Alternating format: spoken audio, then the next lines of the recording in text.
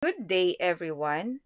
Welcome to our discussion on advancing EDI in Philippine public schools, building a culture of inclusion. Today, we'll explore how equity, diversity, and inclusion, or EDI, can transform education into a more equitable and empowering experience for every learner. This is a vital topic, especially in diverse environments like our schools. So let's dive into what EDI is and why it's important.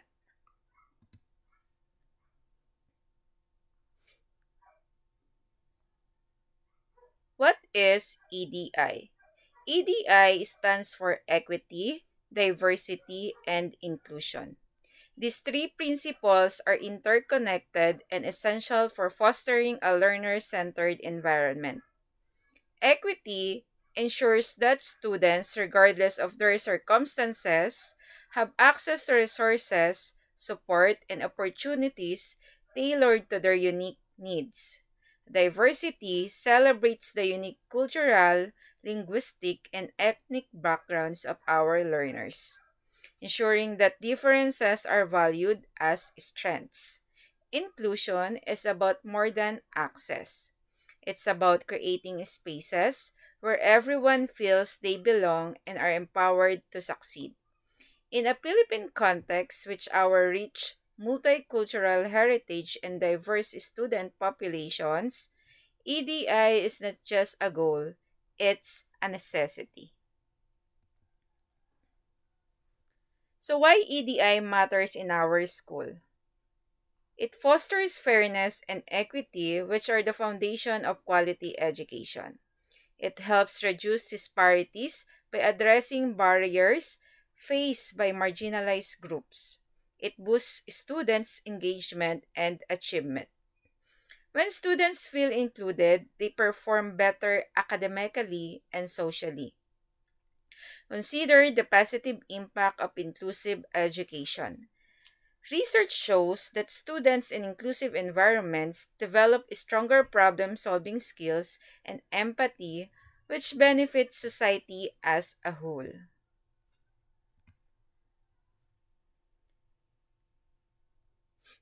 EDI and DepEd schools. In the Philippines, diversity is anywhere. Our schools reflect this diversity, which learners coming from indigenous people or the IP, communities, urban and rural settings, and various linguistic and cultural backgrounds. However, there are significant challenges. Some schools lack facilities for learners with disabilities, while others struggle to address the needs of students from economically disadvantaged families. Understanding our educational context is the first step in designing effective solutions.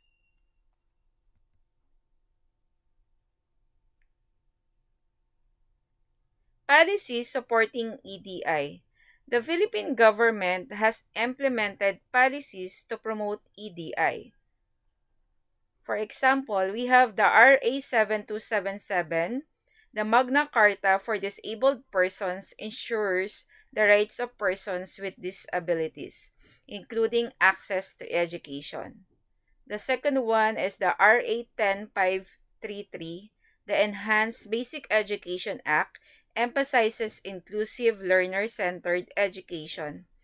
DepEd has also launched initiatives like the Indigenous Peoples Education or the IPED program and the Inclusive Education Policy for learners with disabilities. While these are excellent frameworks, implementation remains uneven, which brings us to the challenges.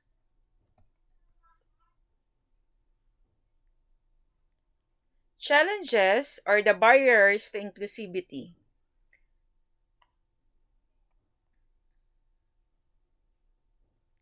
Despite these policies, schools face real-world challenges. Accessibility issues, many schools lack ramps, elevators, or assistive devices for learners with disabilities. Underrepresentation in leadership, Minor groups such as indigenous peoples are rarely in decision-making roles. Teacher training gaps, educators often lack adequate training on gender and development or GAD and inclusive teaching strategies. These gaps hinder the full realization of EDI in our schools.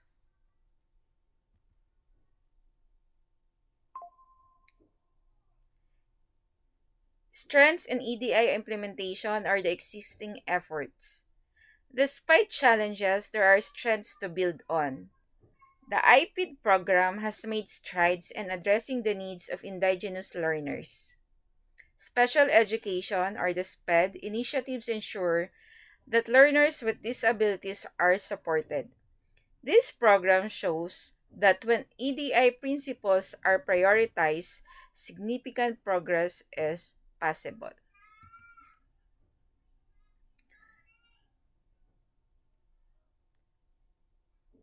Global best practices.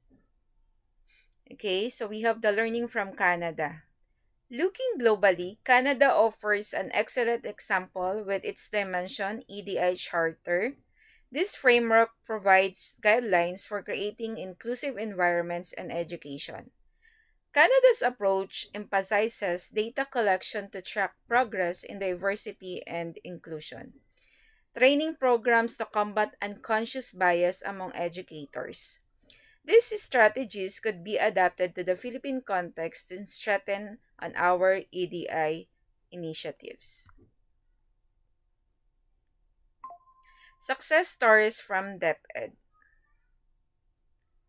Local closer to home, some DepEd schools have successfully implemented contextualized learning for indigenous peoples and effective GAD programs. For instance, schools in Mindanao have adapted curricula to reflect indigenous cultures, making learning more relevant and meaningful for students. These examples provide a blueprint for expanding EDI across the country. Steps to improve EDI. To address EDI challenges, we propose capacity building programs, equip teachers with the skills to handle diverse classrooms, assistive technologies like tools like screen readers and mobility aids can bridge accessibility gaps. Awareness campaigns help schools understand and implement existing policies effectively.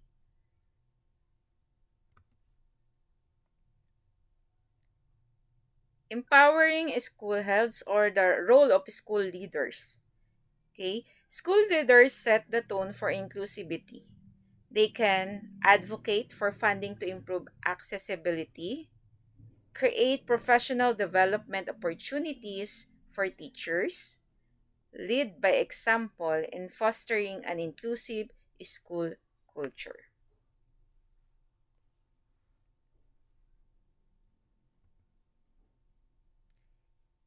Inclusive teaching practices. So, dito na po pumapasok ang role of teachers. Teachers are the forefront of inclusive education. They can use differentiated instruction to cater to diverse learning needs, incorporate culturally relevant materials in their lessons, continuously update their skills to address evolving classroom dynamics.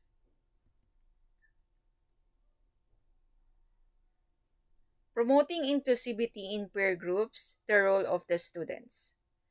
Students play a vital role in fostering inclusivity by showing respect for differences and participating in school activities. They create a welcoming environment for their peers. Collaborative efforts. These have the role of the parents and the community. Parents and community members are essential partners. They can support EDI by promoting inclusivity at home, volunteering in school initiatives, and advocating for inclusive policies.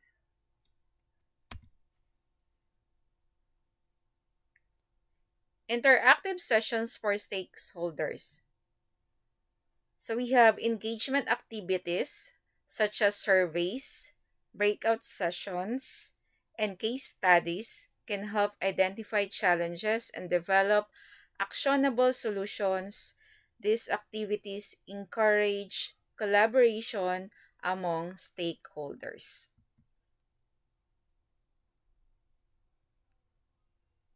Enhancing inclusivity with technology. Excuse me. Assistive technologies like Braille, readers, or text to speech software can transform education for students with disabilities, ensuring they have the tools they need to succeed.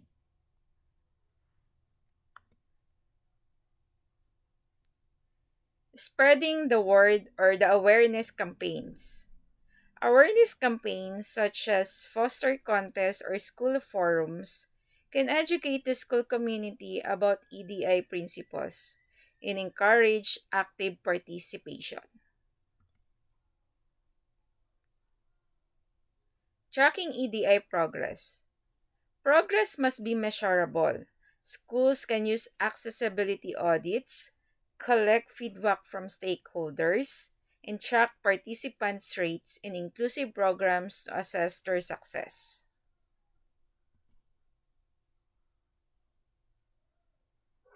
Action plans for schools. Schools should establish EDI committees, create inclusive policies, and regularly review their progress to ensure sustainable inclusivity.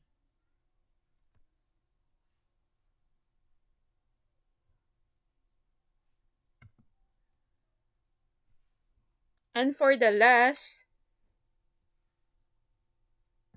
Together for Inclusive Excellence, or the conclusion for this. Okay? Let's work together to make our school truly inclusive. By embracing EDI, we're not just preparing students for academic success. We're shaping a generation that values fairness, diversity, and respect. So, I will end this presentation by this quote: inclusion is not a strategy, it's who we are. Okay? So, meaning to say, this quote means that inclusion isn't just something we do occasionally or as part of plan. It's about how we think, act, and treat others every day. It's a mindset and a way of being that ensures everyone feels valued and accepted, no matter who they are. In school, it means making sure every student feels they belong and are supported in every part of their learning experience. So that is the EDI. If you have questions, you can type in the comment section, or if you have any additional information about this presentation, you can also comment there. Thank you for listening and thank you for your time.